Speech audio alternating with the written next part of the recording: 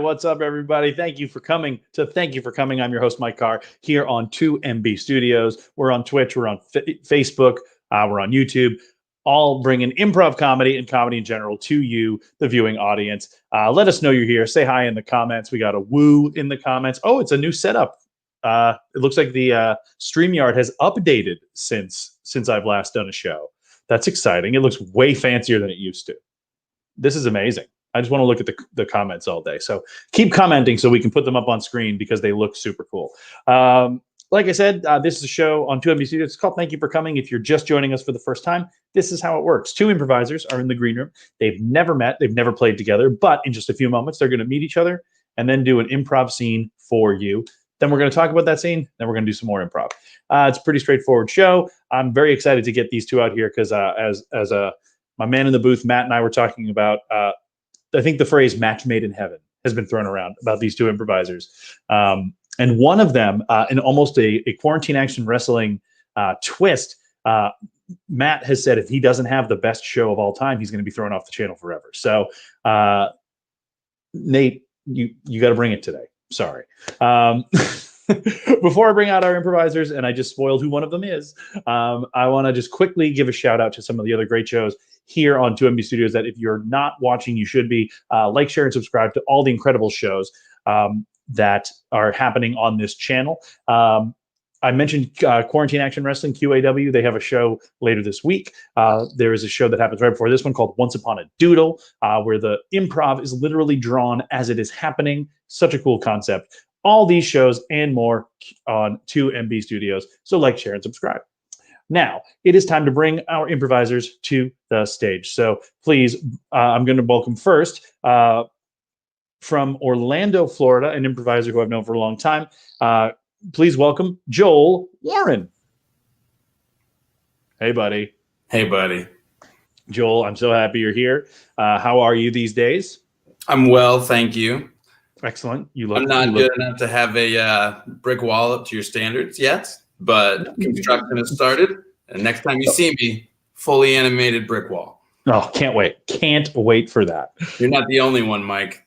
Oh, Joel, you know who else is not the only one? The person who has to have the greatest show ever tonight. The pressure is on. An improviser from Boston. Please welcome very funny Mr. Nate Lopez. Hello. Hi. Oh, there's Nate. No pressure here. This is going to be great. Exactly. It's going to be wonderful. And you've got the very, we talked about this earlier, you've got the very professional background, like the voiceover studio energy. Well, you know, I'm like the fat guy at the gym. You buy all the nice equipment and people kind of ignore how out of shape you are. So, you know, it's okay. I look like I'm in the back corner of a Home Goods. Yeah, you're testing out that bookcase with that one TV. Just try this on right here. See if I can deal with it. I don't have a book yet. Well, you don't need to rush. So Home Goods is a great location. We need some other locations from all this stuff. 2MB Studios is really ragging on you, Nate. It all belongs to his roommate. Matt's coming for you in the comments. I say boycott 2MB. All right, I'm leading up to that. Whoa, wow. Things are happening. Yeah, Joel, it looks like you are in your dorm room as well. So good reason for that. Speaking of that, we need a location, and honestly, I feel like, oh, look at that, you're getting some love from Matt, even though he's punching you, he's also hugging you. Such an abusive relationship you two have. Yeah, it's not helping. You know, dorm room, I think, is a very fun suggestion. The word roommate has come up, a dorm room. So dorm room is going to be your suggestion. That's going to be the location where you're going to do your scene. One of you has to say the line, "Thank you for coming," to start your scene. But beyond that, anything goes. All right. So we're going to say goodbye to Nate and Joel. They're going to be in a dorm room. Thank you for coming.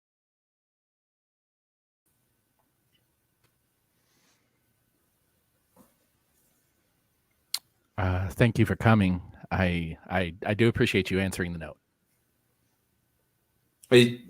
I don't feel like I had much of a choice, but you're welcome. Well, you do have a choice. I mean, I don't want you to feel like you know, you're in trouble or you know that you're at risk or anything. But you know, yeah, I do have a little bit of authority here, so I'm sorry. Right, which is why I do feel exactly the way you described. That's like you just said how I feel, and then said don't. It's like me telling you not to be here right now. So like, don't be here, but cool. No, I'm asking you to be here. I just don't think you need to feel threatened. I understand that. Yes, we might have started with a threat, but you shouldn't feel threatened. Does that make sense? It does. It's unreasonable, but it makes sense. Like logically, I follow you, but emotionally, it's irrational. But okay. Yes, I feel that way. I'm going to be upfront. I feel exactly the way you described, but I'm present, which is what you asked of me. So I'm here. Okay. Well, I'm just going to get right into it. Okay. First of all, I would like to say a good thing. You know what? I think that your presence in the dorm, in this whole building, has been a chance for everyone to experience something new. Okay. So I think that we should lead off with that. Okay. Is there an actual handprint on my face? There's no, okay. I'm trying to put you at ease. Okay. I'm very uncomfortable with this as well. I don't like being the bad guy, but we have a list of complaints. You need to understand this. List. Okay. This is what I was going to try to get to, because I know how you feel. Like I've known that, but you're representing a group clearly. That wasn't your handwriting. That asked me to come here. That penmanship was alien to me. Who wrote it is what it's not to divert, but my first question is who wrote that note? Like legit, who wrote okay, that well, Claire? I promised that Claire wrote the note. Yes, it was Claire. It was Claire. You should have known it was Claire. She lives right below. I did. That's why I said it. Well, then why did you ask me? I think you just wanted me to feel threatened and uncomfortable. I think that's what's happening here. Honestly, I did. I wanted to kind of get you on even footing, and I know that you don't have the neatest penmanship, and that Claire does. Okay, that you would probably solicit her services, and you did. And now that makes me feel that like you had pressure coming into this as well. Okay, I represent a group. Like maybe we can. I hate to see us talking like this, because we used to do things. And now this is what we do? Well, first of all, I would like to point out, I do have bad penmanship, but I have pre-arthritis, okay? It's a real thing. You can look it up. It's pre-arthritis. And I'm sure you have CBD in some form for that. It sounds like a thing that CBD heals, to be honest. We can argue about my medical history anytime we want. This is about... You don't have to. It's pretty cut and dry. Any chance to get that CBD cream out? Oh, wow. So you of all people are calling me out on my CBD cream then? Yes. I complained of a headache. You said I had possible pre-diabetes? Yes, it's a real thing, okay? You get thirsty all the time. When you're not thirsty, you're hungry. Those are normal things people have in a day. You don't need cream for that. Sure, they are normal things. But they are also... You have a bit of a substance abuse issue in the form of CBD. Topical cream. It's just like lotion. We're way off topic here. We were supposed to talk. Well, maybe we got to the real topic. Oh, don't you intervention me at your intervention, buddy. Well, maybe your friends that you are talking about me with and writing letters about me with, maybe they should see that you're always slippery. You always have cream all over you. No one needs that much CBD cream. I do, because this helps me get through the day. Okay, that's all I'm trying to do is just get through the day. Well, we're here to attack me, so I'm sorry to divert. Why does everyone hate me? Thank you. First of all, nobody hates you. Okay. I want to get that out of the way. Nobody hates you. We're upset with you. We think you make bad decisions. We think your personal hygiene isn't up to standard. We think that maybe perhaps we made a mistake letting you live here. Okay. That's all. We don't hate you. Isn't up to standard, my personal hygiene? Yeah, I think that's fair to say. We have cultural differences. You're from Ohio, Thomas. And where we have a different bathing schedule, we conserve water. It's wasteful how you live. Oh my god! Please, you're saying you're doing this to conserve water? Yeah. Okay. I'm sorry. Didn't you host the Sprinkler Fun Time sorority party last weekend? Yes, and I didn't shower for 2 weeks to save up for it. So what I do is because of something. I don't just get to do whatever I want all the time. If I want to have a sprinkler fun time party, I don't shower for a while to earn it. Oh, wow. And I'm sorry that everyone had a problem with that, but everybody didn't have a problem in the sprinkler party because I saw smiles. The sprinkler party was very fun, and I'm not saying we had a problem with it. I'm just saying if you're going to use the water conservation defense. Well, my daddy's not home all the time because he's working. And that's what I was doing to get the water saved up to shoot it on everybody. Oh, wow. Wow. So can I Next problem. I'll justify it. Okay. All right. A little list of sins I'm having to tell you about. Okay. Next problem. The sleep screaming. The sleep screaming has become a problem. I realize that's annoying and I apologize. I'm sorry. Okay. Thank you. That's got to get old. I'm the only one who doesn't hear it, so I can't. I do know that I scream in my sleep. Yeah. Almost immediately and for the duration, and I'm sorry. Yeah, and I'm gonna say I don't like how much you nap. Okay, I think you should do like the opposite of what you do with water. Just sleep all for things that ease pre-possible diabetes, and it said rest. So I'm trying to. It's your diagnosis. Oh, wow. Okay, all right. You know what? We're gonna. I had enough CBD cream on my head to put me into a coma. I'm lucky to be alive. CBD is non-fatal, okay, and you can look up those numbers. I sent you the website. You sent me the website. That is not a real. It's not. It doesn't even claim to be a doctor. They sell CBD on the website you sent me. Yeah, so they would know CBD. I don't know. Where do you get your doctor drugs from? What, you don't get them from actual doctors? Okay, there you go. You see, you buy them from the people that make them, that know them. That's all I'm doing here. I'm just a wheel in the system. I'm sorry. Look, do I have to move? Like, what is you want me to bathe more? Because you're going to have to cut down on the sprinkler parties if you want that. Can we just make a compromise? Okay, maybe lock off half an hour on each end of the sprinkler parties and you bathe twice a week more. Twice a week more? Yeah. I think. What idea was it? Was it Claire? Yes, it was Claire. Yes, Claire she's asking for a lot of this. Yes, I will admit. What else did she say about me? Why do you microwave milk? Because it's not sanitary the way they serve it. It's you have to zap the stuff out. It's like, why do you boil water? Because you can't trust water out the tap. You ever watch the news? It's pasteurized. Yes, I watch the news. Yes, I do watch the news. It just feels about not trusting the water. So I don't know. It feels like you do a lot of things just to get under Claire's skin. Okay, and frankly, the rest of the building. I don't. Hot milk. Is there something that we can do to? Hot milk is great. Yes, hot milk is great. But why do you drink it at 2 p.m? And why do you microwave it for 40 minutes? Why do you think you hear screaming at 2:11? These things are all linked, and I get it. You think I'm something different, which is not okay, because apparently people from Ohio who drink hot milk and scream in their sleep are too different for your tastes. And I understand that. And I understand that you are Claire's puppet, and that okay. Apparently RA stands for stab you in the back. I purposely did not stab you in the back. I took the complaints from Claire and I brought them to you. Okay, there's no stabbing in the back. I think I'm handling this okay. Okay, I'm just trying to help. I'm trying to make things peaceful in the house. That's it. What does she have to do? Because asked me to completely change my bathing schedule, which will then change everyone's sprinkler party schedule.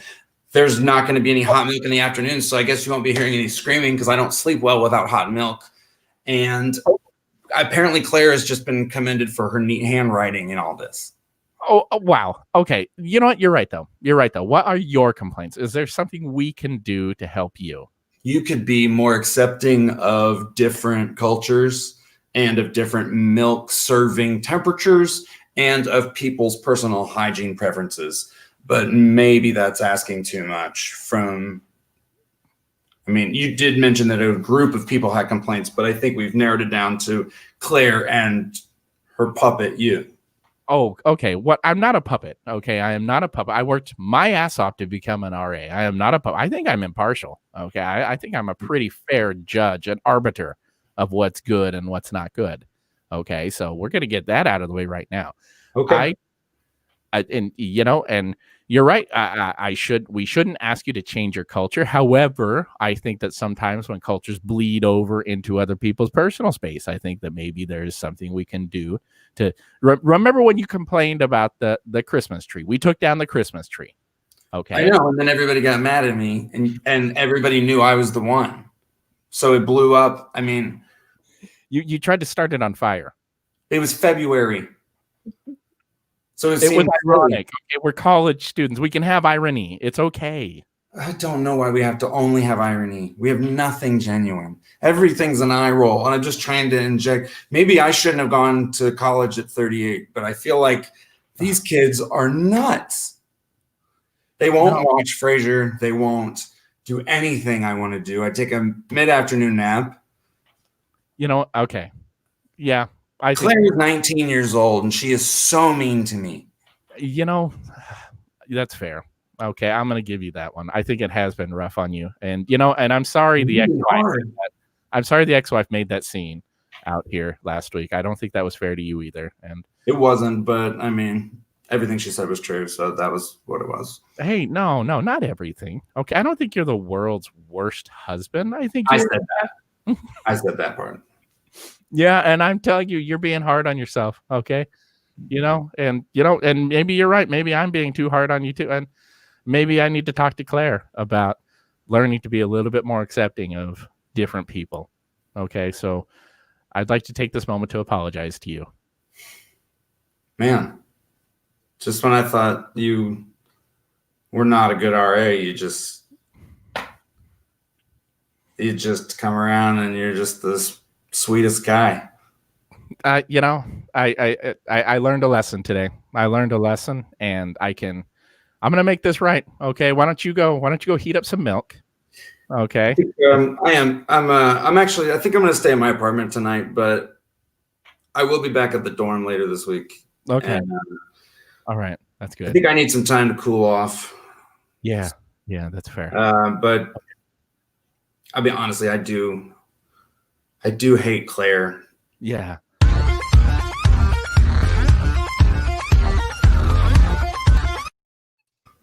We all hate Claire. She's the worst. I was about ready to sign that deed over to you. Oh my God. The twists and turns in that scene. We didn't know why. We had CBD oil. We had super sprinkler fun time parties. Yeah, even the chat. Everyone's so annoyed with Claire. She's awful, but such a good handwriter. She's powerful. She's got power over the RA. She's got this 38-year-old college student who has an apartment as well as his dorm room, completely off his heels. That's amazing. I really like that you and your ex-wife work out your issues at the dorm room. Yeah, that's where we go to fight. Oh my God. We've been doing this now for several months. This was the most, I want to say, Aaron Sorkin-ish quick banter back and forth scene we've had. I think I don't know you at all, Joel, but as soon as you started talking, I'm like, oh man, because what I try to win all my scenes, and I'm like, this guy's gonna try to win. It's gonna be so much fun. Yeah, it was a good tennis match. Oh my God. Yeah, let's dive into that, because it was immediately, no matter what either one of you said, you each had a justification for it that you then immediately accepted the other person's justification. And it was it was so beautiful to watch. Beautifully weird. Yeah, exactly. The thing. I don't think you're the worst husband, the world's worst husband. Well, I said that. Yeah, I'm trying to tell you not to be so mean to yourself. That. I love that. That just such simple. I'm gonna say yes to whatever is said, and just make it the thing. So, why is that important, especially in an improv scene like this where you're playing with someone you don't know? Like, how did that help either one of you or both of you propel this scene forward? Because this scene never had a cease of momentum. It was constantly going. So if you don't mind speaking to that, like just that energy of saying yes. I mean, that was just how we started. It was clear after about 2 responses that was how it was going to go. So I think we found the game that you could say something really contrary or weird and it would be accepted. So then that was the game for me. Yeah, absolutely. I think the important thing was neither of these like lunatics thought they were crazy, you know? So everything you say, yeah, of course I do that. It's all over my body. Why wouldn't it be all over my body? And it's just more fun to play that way. I like living in that universe. Yeah. So is that the way you've always played, Nate? Because I haven't played. I don't like we've never physically played together. We've only physically met once before the pandemic started. Is that kind of your energy when you play? Sort of dive in, say yes and drive it forward. I love it. Yeah, I'm a big fan of just like making problems worse. You know, making things dumber. Like when I used to teach, I would. You know that Lucille Ball scene where they're on the chocolate conveyor belt, and instead of stopping it, they just keep eating the chocolate. I just like eating it's so much fun to make everything worse. You know, just whatever gets put out there, just say yes, and just keep going with that. You know, my roommate and I, we do a podcast, and our rule is if you walk on, that character never leaves. You know, so you're just constantly juggling all of these characters. I love it. I love just jumping in, saying yes to it, and doing it. Joel, how about you? Because you and I have improvised a lot together, and it's always been it's super fun. But like, what's your approach in terms of like when you're in a scene? How do you attack it? I definitely try to listen first, and then just kind of challenge whatever the idea is to make sure that's the idea and that I have it right. So I'll kind of chip away at what I think is happening and who I think I might be, but through those early kind of challenges and questions and things, I think it helps solidify both people, especially in a 2-hander where somebody's not going to come in and change everything, in 10 seconds and be like, no, we're on the moon, So I like a patient build, and then I think then we can test the sides of the scene and see how far we can go, which you and I have had we've done quite a bit of the long form experimental stuff. And I just love it. I just think that then you can have a real conversation in real time instead of jumping to something that's so high stakes in the first 30 seconds. So this was a great amount of time for me. I thought it was something would have had to blow up or catch on fire soon. Otherwise, this was an awesome scene length to do it. I really like sitting in those moments, the little minutia, to me, that's the fun part. Cause we've all seen the scene with the car crash or the fire. And, I really like the 2 idiots talking to each other. It's a lot of fun for me. Especially when they're so specific about what kind of idiot they are. Yes. Like you get the feeling these two have had this conversation 200,000 times. They're going to do it 200,000 more times. It's just this continuous loop. I really like those. It's waiting for Godot-ish in a way. Like these 2 guys have done this, and they're going to keep doing this every day. It's like pub chat. It's the fun of the talk. You know where it's going. It's just whether or not this is a good one. This is a comment. The sincere apology about the sleep screaming, because that was such a contrast moment to everything else at that point too. And that's another thing. When it was the sleep screaming, well, yeah, I'm sorry about that. Great. When we dealt with one thing, kind of at least acknowledged that it's a problem, and then but everything kept folding back in on itself, which was such a cool moment. I'm curious about that, Joel. So in that moment, you're just like, yeah, I'm just going to own the sleep screaming. I'm just going to own it. Like what was the inspiration on that? Well, I mean, he said I sleep screamed, and that would be the worst. Yeah, because you're so relaxed. It's your best time, and it ruins it for everyone. So if you sleep on any sort of normal schedule, no one would want to be with you or near you ever. And if this guy's that old, he's clearly had that reaction from a number of people. Oh yeah. I mean, his family can't love him. No. His parents sure were glad when he left. And no wonder he's not in his relationship. And we know what happened. He's bouncing to dorm rooms. Yeah. Hey, we got a quick, we just got to give a shout out here. VS Cooper. Hey, if you want to become famous, we got to buy followers. Just go to bigfollows.com. New sponsor of 2MB Studios. I like that. Bigfollows.com. We're gonna get you your follows right there. I'm into that. You can tell it's legit by the font. It is, yeah. Then we got another one here, NBART 199764. Damn it, that's my name. God dang it. Oh no. That doesn't actually say famous. It says Amos. That's how they legally get away with it. I never said to be famous. I did be famous. You know, it's very different. Symbol for boron, Amos. Yeah, we agree. Wow, indeed. Yeah, that's the correct response. Yes. We have someone who wants to know the wife's point of view in that world. The scene that we just had. Yeah, I wouldn't mind seeing the wife and Claire. Like, I'd like to see their points of view. You know what? We're going to do that right now because we're making it up as we go. You're now going to be the wife and Claire, and we're going to see that scene because why the hell not? Yeah. All right. So I'm going to pop you guys out. So now we're going to see Claire and Joel's character's ex-wife. Thank you.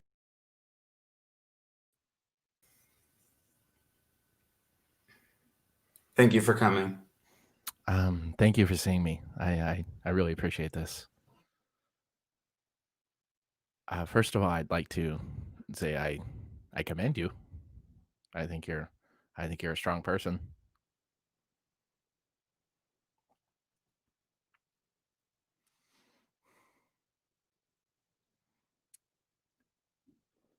And also that I just want to apologize if I, upset you or if I ruined any situation.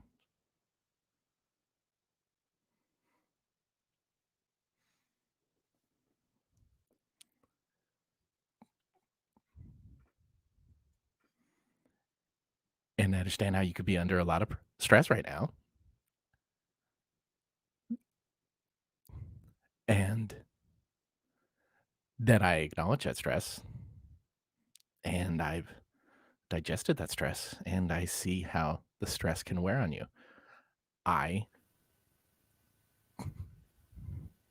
What's up, man? I was just vamping for a bit.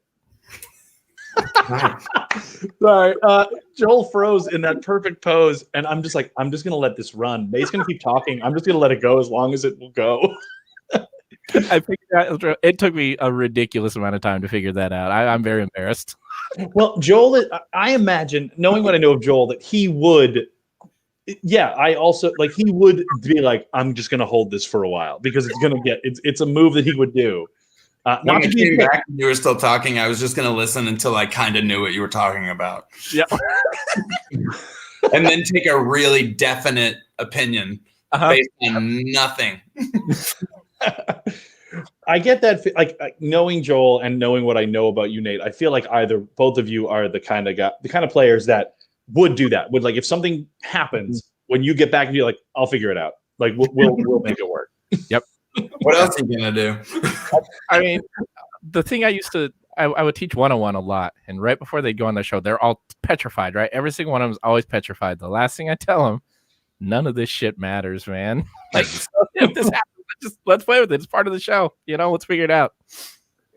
Yeah, a note I have said to a lot of students in the past is, you're not going to explode if you screw up an improv scene. It's going to be fine. Oh no, you said no. Everything's going to be fine. You denied the reality. You're going to get out of it. It's going to be okay. That's going to be fine. See, Mike, that's why you're the improv teacher, because I would tell them the exact opposite.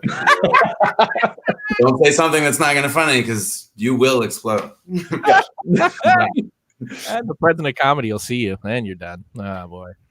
Yeah, it happens all the time. All right, well, well done, Rachel. Rachel has said that to her students and just freaks them out. Smart. All right. So the scene we were going to do, we froze in the middle of it. So we're going to try a different scene. I'm going to get a location from the chat, and then the three of us are going to do a scene together. One location, just a scene. So out in the Twitch chat, go ahead and throw us a location. Nate, talk a little bit, if you don't mind, while we're waiting for a suggestion to come in, about your podcast, so people can hear more about it. Yeah. So my roommate and I, Robert Bacon, we do a podcast called 91 Donkey Lane. We both play dumber, heightened versions of ourselves. Basically, we're two idiot roommates who live in a magical apartment, and we're visited by monsters, pop culture things, talking toys, whatever, every week, and we just go through our adventures, and that's it. It's really fun. It's really dumb, and the best thing is it's 25 minutes and really well produced. It's a lot of fun. But yeah, both you guys are actually going to be invited on it shortly. So, oh hell yeah! Ooh, I'll get better internet. Joel, put you on the spot. Do you have anything going on right now for plug purposes, or anything you want to talk about? I do. I have been calling into a talk radio station for the last 2 years as a character that was a bit, and people still haven't figured out that it's not real. And the character has gained a following, and I now have a podcast as that character. And with another talk radio personality, it's called The Demo Show with Dwayne and Sabrina. Oh my God. And it's you can find it on iHeartRadio on the app. Oh, so, fantastic. Check out The Demo Show. It's real stupid. I'm super. And it's also pretty short. So after you listen to Nate's podcast, listen to that one. Perfect. Yes. All right. So we're gonna go to a Cold Stone Creamery. Yeah. All right. So we'll see you in a minute at the Colds.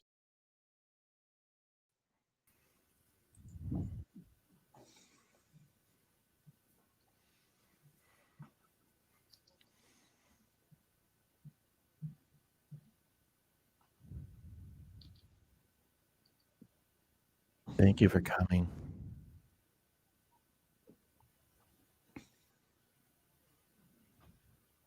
I didn't expect to see both of you. Well, I wouldn't miss it. I wouldn't miss it. I would, but I didn't. Okay, that could have gone unsaid. Yeah. Thanks, Dan.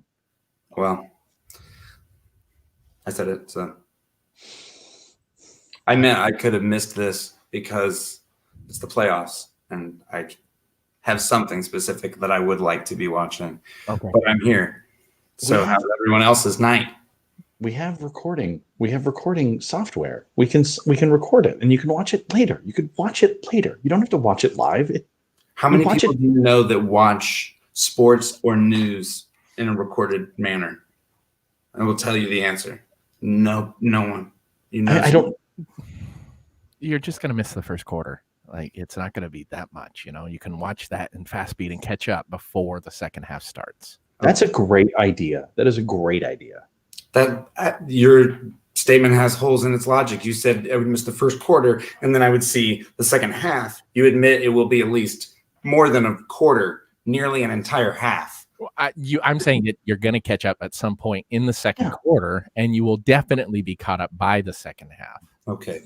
You can get live updates on your device as you're watching the fast replay of the first quarter. So it's kind of like looking into the future. When the Broncos and the Seahawks were in the Super Bowl and how competitive that game was and for how long? Because I got to that game because do you remember who got dip when nobody had brought dip? And I went out and got dip. And by the time I came back, people were laughing and watching YouTube videos. Yeah. And everyone was like, let me know when halftime is because the game's over. Yeah. So what's up? The dip wasn't that good. I know it wasn't that good. I got it in a hurry because I wanted to get back because I didn't want to miss much of the Super Bowl. If you had just gone like a quarter of a mile more down the street, you would have reached a supermarket and you would have been at Star Market instead of 7-Eleven. And 7-Eleven dip is not healthy dip. It's not. 7-Eleven dip is it's hummus with a layer of pepperoni and a layer of Colby Jack cheese. That's just like a bean dip, but worse. It's just not good. I don't know why you. Okay, we can't have this fight again. We just can't do this. We have had It it. probably took you longer to choose that dip, and because the container was clearly not a container packed by the 7-Eleven employees. No. I put the container in the Fuji apple slices container, but I ate all of the Fuji apples on the way back because I hadn't eaten at all. I hadn't eaten anything because I had waited because it's the Super Bowl and I thought people would bring things. People didn't even bring dip. So I got the Fuji apples and the dip. The dip spilled in my car, but I caught it with the Fuji apples. Okay, I think you need to stop eating lunch while you drive. Maybe It was 5:45. Okay, but it's still a 2-minute drive. I don't think you need to open the Fuji apples in that 2-minute drive. You could have just waited. I wasn't texting. I was eating Fuji apples. That's still a distraction. Well, being hungry, hunger can be a huge distraction. Why do you think most poor people don't drive? Because they're too hungry. Oh, wow. I don't think we need to go there. I didn't think we did either, but you needed to hear it. Maybe you don't have to throw haymakers at the poor just because they don't have the ability to eat lunch while they drive. They choose. Maybe, I don't know. I don't tell them. There could be a variety of reasons that they're not eating when they drive. It could be because they don't have cars. Maybe they don't have cars. That could be it. Maybe they're just they're concerned about the earth and they prefer to take public transportation. I don't know. There's just a lot of reasons people could not drive. I prefer that. You prefer it's sad. Yeah. I just hope they're really environmental. I think we all hope that. I think we're all on the same page on that one. Yeah. Did you get where my reasoning for wanting to see things when they start is I don't want to miss. I don't want to miss. What if there's some sort of record-breaking scoring going on early in the game? I'm not going to be the fool buying hummus pepperoni and Fuji apples. I'm going to be the guy watching it and cheering is my plan. Clearly didn't work out. I'm right here. All right. Well, as soon as the manager comes out and talks to us, we'll be able to go on our way. Yeah. We're on his clock now. So don't get mad at us. I think that's the most important part is that we need to, nobody's at fault here is what I'm saying. It's all three of us together. Okay. If we provide if we show a united front, I think we're going to be okay. United front. We're a dam. We're going to be a dam. And the less water that gets through our dam means that there's no, you can't break the dam. You got to let the dam go. I feel like you're insinuating that I'm a leaky dam piece. We're not insinuating that. We're just saying that sometimes when you have a beaver family who puts up a dam, that beavers make a very strong and secure dam until they don't. And it's not because it's a bad beaver. Maybe it's just a careless beaver. Does that make sense? Yeah. I just feel like, I maybe am a beaver that sees that different kinds of support are necessary, not just physically supporting the wall. Like maybe I have a better grasp of what the other beavers are feeling. And then maybe the beavers need something else in their lives. So I provide that thing, but maybe because of that, I'm not there to support the dam wall as much as some just strong, just maybe oblivious to what other beavers need. Maybe those beavers are really good worker beavers. And maybe, do you see what I'm saying? I see. I see what you're saying, but okay. We're all beavers. Yeah, we're all just different kinds of beavers trying to keep the wall from breaking. That's what we're all trying to do. We all have the same goal. And, some of us are kind of more dedicated to the beaver family, but we're all active, more active. There you go. Active in preventing the flood. Mm-hmm. What would a flood be to you? I think getting called back to a Cold Stone Creamery to, talk to a manager. Potential prison time. That's a flood to me. That's a flood. Yeah. Okay. I wondered if you were going to beat around the bush, but just prison time. That's what you think is going to happen. It could. It's in the realm of possibilities right now. Okay, it's in Cold Stone Creamery's hands. I mean, time travel technically is in the realm of possibility, but people don't worry about it all the time. If I could, no wordplay intended. If I could travel through time, I'd go back to this afternoon and prevent us from all of it, and that way you could be watching your game right now. But so it's my fault. That's not what I said. I didn't say it's your fault. No, it's what your eyes and most of from your nose up. All of this is saying that. But this is the part that is the words. That's this where is the just lies come out, and this is where the truth comes. All right. Yeah, it is your fault. It is your fault. Okay, maybe this beaver didn't execute the plan as well, but I did not hatch the beaver plan. I just maybe didn't do it right. Well, it's not just my fault. Maybe trust different beavers, but if you want me to do your dirty beaver work, then you have to accept how I do it. I think if we adopt a beaver plan, then we should stick to the beaver plan. And if we don't stick to the beaver plan, you can't possibly blame the planner beaver for the failure. So what? It's all my fault? I have to take the rap?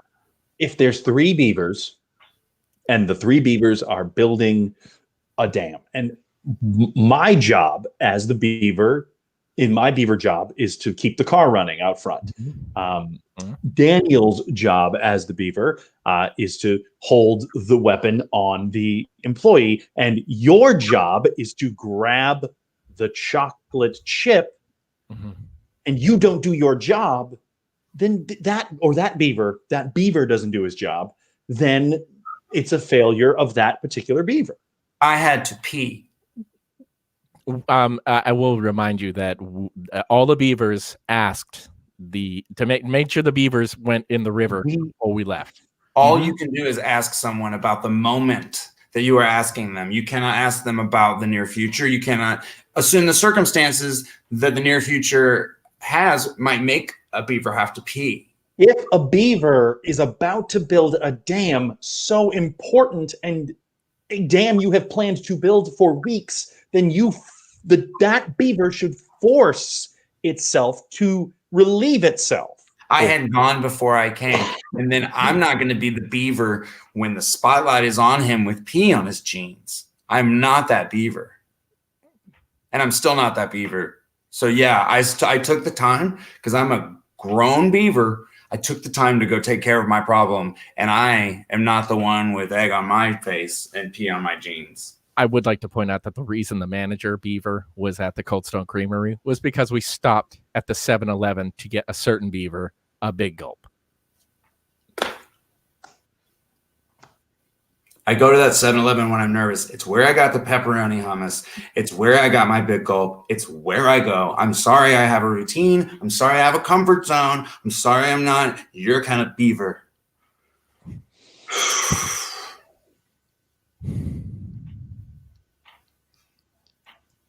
But you did both pee your pants.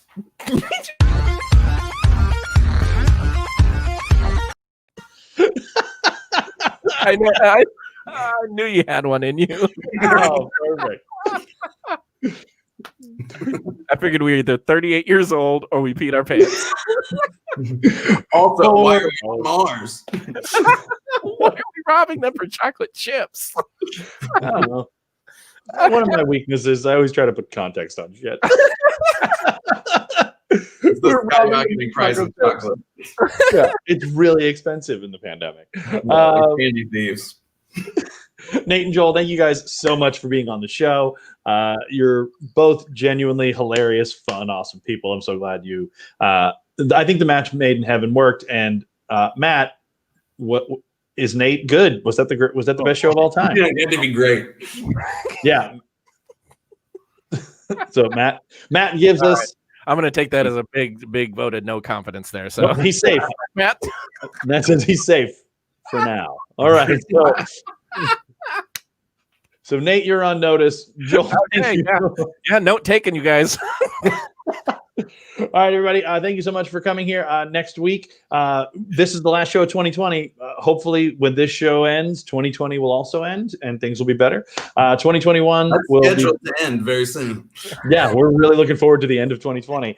But we'll be back next week with a couple new guests. Thank you for coming. All right. Thanks. It was nice meeting you, Joel.